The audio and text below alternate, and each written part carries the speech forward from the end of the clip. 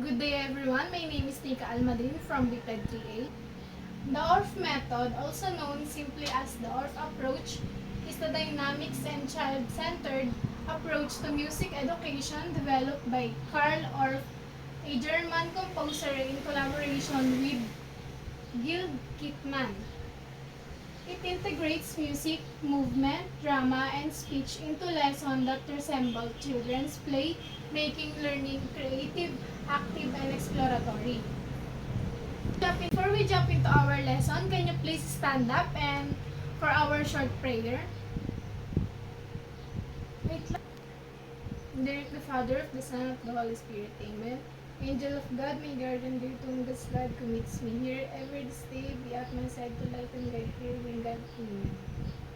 Amen. Before you take your seat, please pulutin lahat ng makikitang kalat. Okay, you may now take your seat. Miss Secretary, is anyone absent today? Okay, very good. Walang absent. Perfect attendance tayo. So, before we proceed to our lesson, let's quickly review what we learned last time. Can you remember? Very good. Music of Lowlands in Luzon. Okay, before we proceed to our lesson, you have to guess the sound kung ano yung papakita kong video.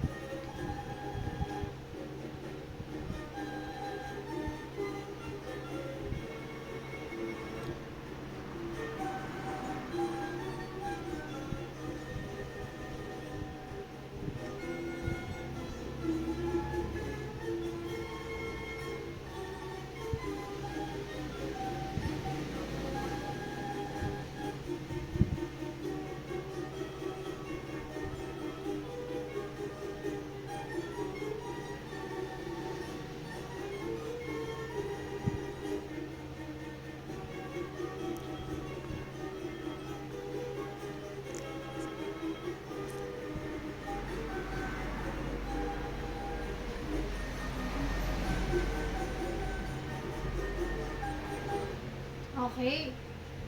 What kind of instrument or group do you think that sound came from? And alam niyo na ba yun, o napapakinggan niyo na ba siya dati? O naririnig niyo na ba siya? Okay, may ilan na naririnig, may ilan na hindi. So, tama naman is rondalla siya. Next video.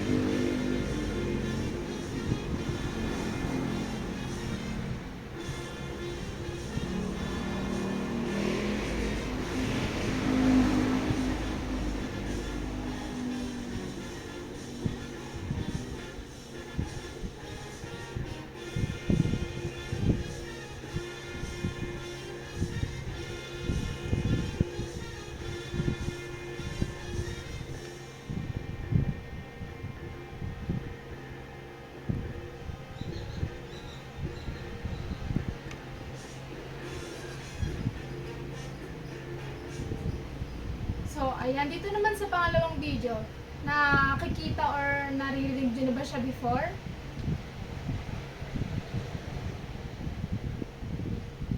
Okay, Okay, hindi pa. So, itong pangalawang video is tinatawag siyang brass.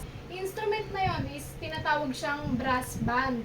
So, mamaya, explain yung mga pinapakita ko sa inyong video. I-explain ko siya mamaya kung ano ba yon and kung saan siya nanggagaling.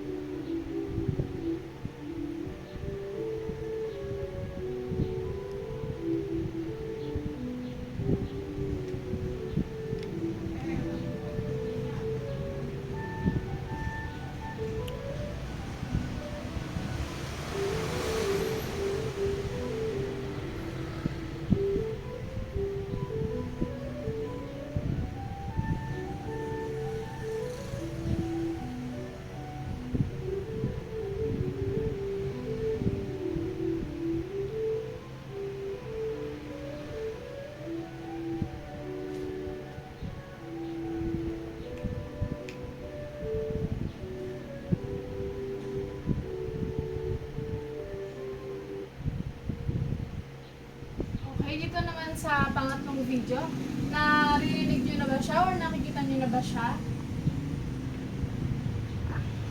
Okay, hindi rin. So, yung pangatlong video is bamboo organ siya. Kung mapapansin nyo, merong isang nagpa-piano and yung hindi siya piano, kundi bamboo organ siya. Yung mga nasa gilid niya, yung mga nasa paligid niya is panay siya bamboo organ. So, yun yung mas nagkikreate nung music na pinapahiwatig nung nasa video. Next.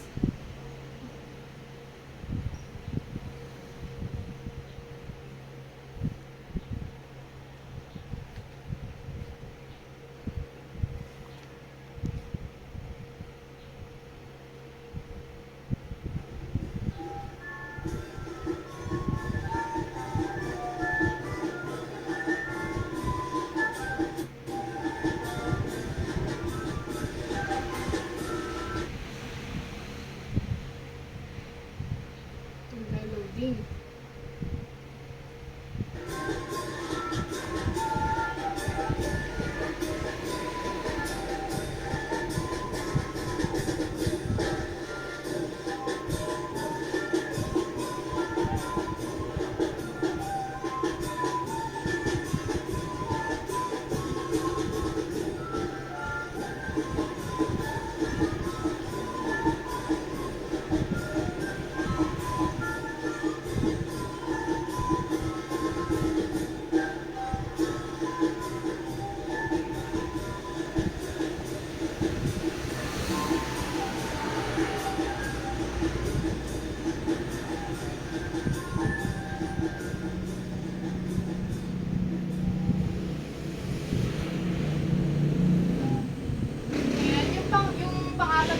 Video, sure na ako na mas hindi kayo familiar dito kasi ako rin, nito lang din ako naging familiar sa instrument na to. So, tinatawag natin siyang musikong bumbong. So, kung papansin nyo yung mga kapit nila is, gawa lang din siya halos sa kawayan or yung parang kanina na bamboo organ, gawa lang din siya sa ganun. And binubuo siya ng mga grupo. Next.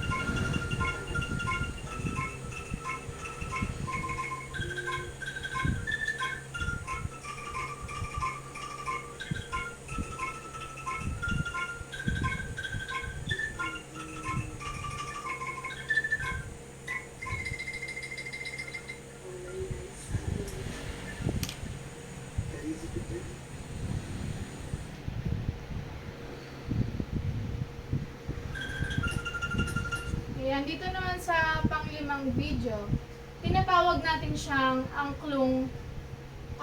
So, kung mapapansin nyo, kagaya lang din siya ng bamboo organ and ng musikang bumbong na gawa lang din siya sa mga gantong kawayan or bamboo organ. And ayun, mas malinaw yung tunog ng gusto mong itunog sa kanya kumpara sa mga instrument na nag-exist ngayon. And last,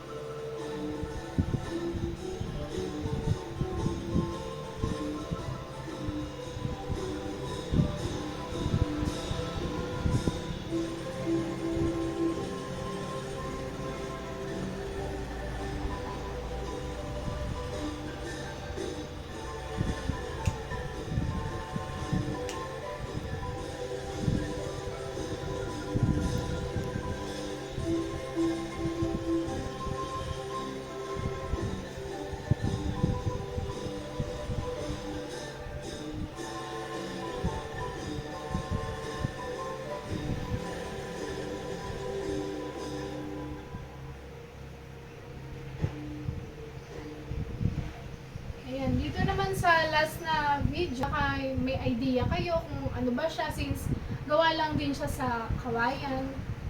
Naririnig nyo na ba siya or nagamit ba siya ng mga pamilya nyo or ng mga magulang nyo before, nung unang panahon? Okay, wala. So, yung last video is tinatawag natin siyang himig pangkat kawayan. So, kung mapapansin nyo is ang dami nilang ginagamit na instrument pero pare-pareho lang siyang gawa sa kawayan.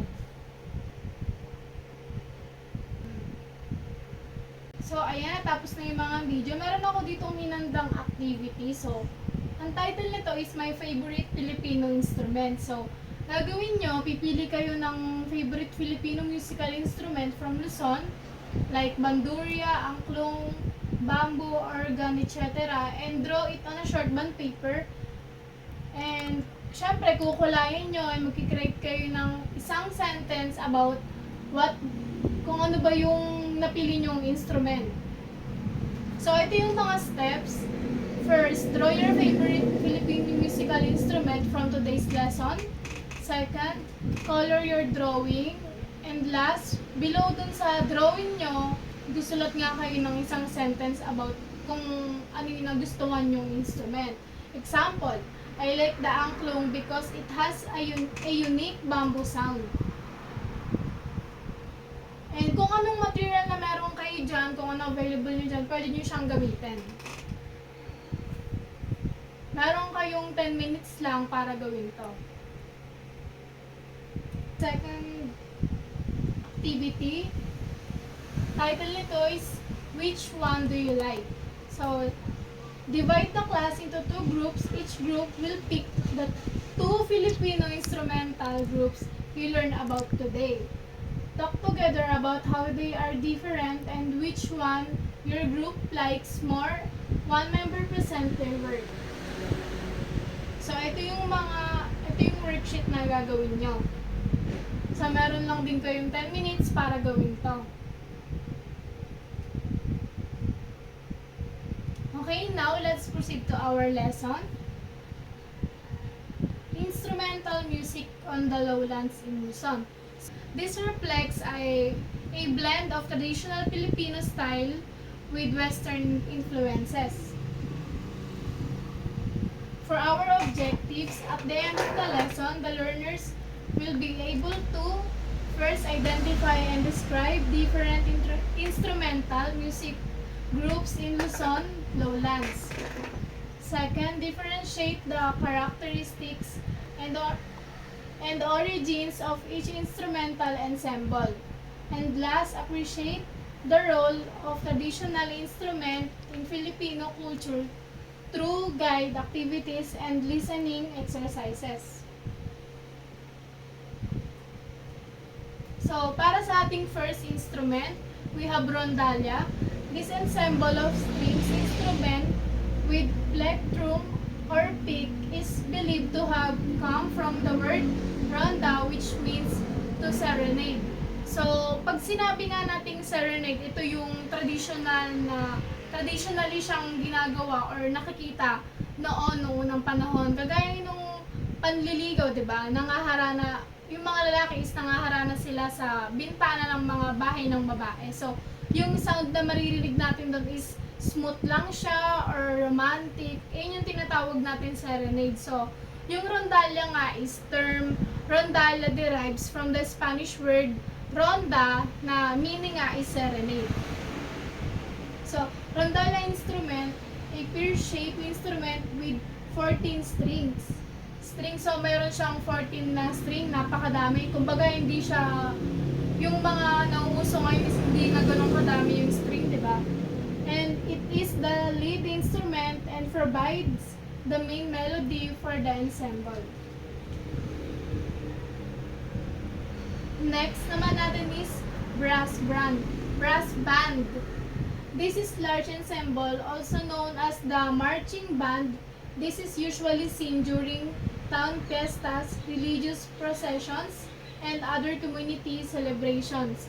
So, alam ko naman na aware na kayo o aware na tayo na itong instrument na to, yung trumpet, trombone, French horn, etc. Kung sa dami na to is nakikita na natin kapag may fiesta, meron yung government natin, meron silang inaarkilan ng mga ganito nga, ng mga marching band, nakikita natin sila nagmamarcha, na dala nila tong mga instrument na to, yung mga piyesta, kung ano mga tradisyon na maganap sa lugar natin. So, yung history nga ng brass band is a rich tapestry woven from technological innovation, social change, and cultural influences. While the British tradition is widely recognized, the diverse style found worldwide highlight the enduring appeal and adaptability of this musical form. So today, brass bands continue to adapt and evolve, showcasing their enduring appeal and versatility.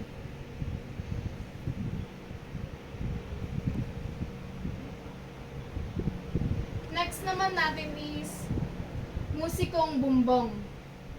This is an authentic Filipino version of the Western brass band. So, nga kung mapapansin nyo is parang kagaya lang din siya ng mga torotot or ng mga yung mga kagaya nitong brass band natin, may trumpet, halos ganun lang din yung kapit nila, pero magkaiba sila ng history or ng pinanggalingan. So yung musikong bumbong nga is today, musikong bumbong remains a vital part of Filipino culture.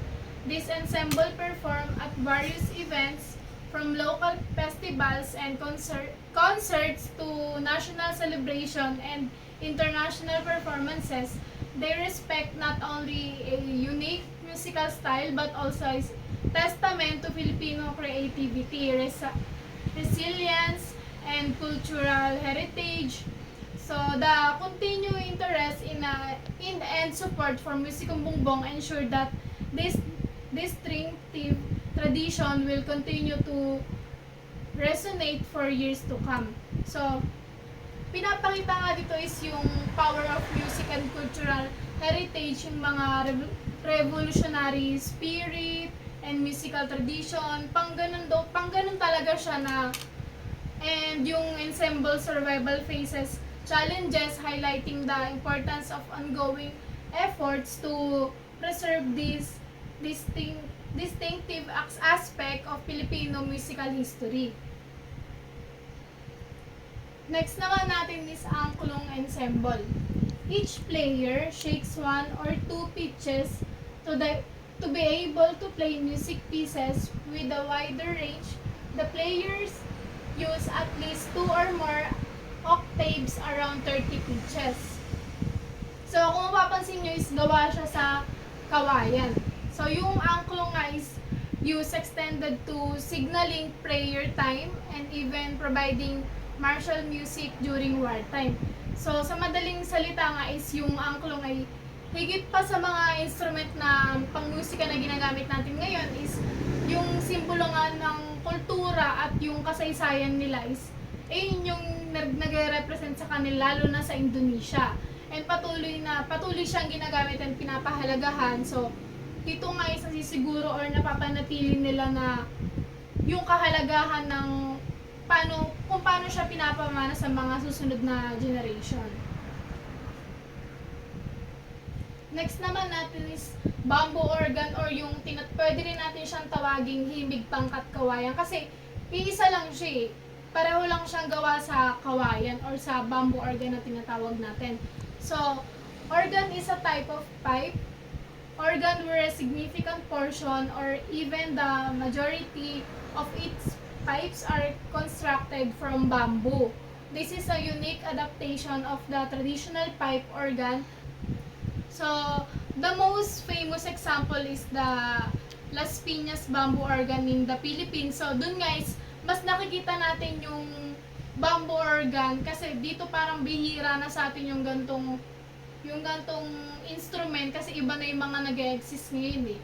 So, dun naman sa tinatawag din natin siyang pangkat kawayan, himig pangkat kawayan, ensembles play a crucial role in preserving and promoting Filipino musical heritage.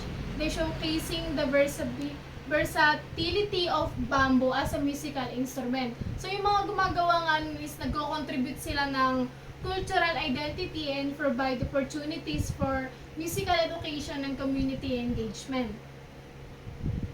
Ayan, I hope na meron kayo natutunan dun sa mga nakita nyong video or sa mga diniscuss ko. So now, pwede na tayo mag-proceed sa ating activity 3. So, title nito is Describe It in Words.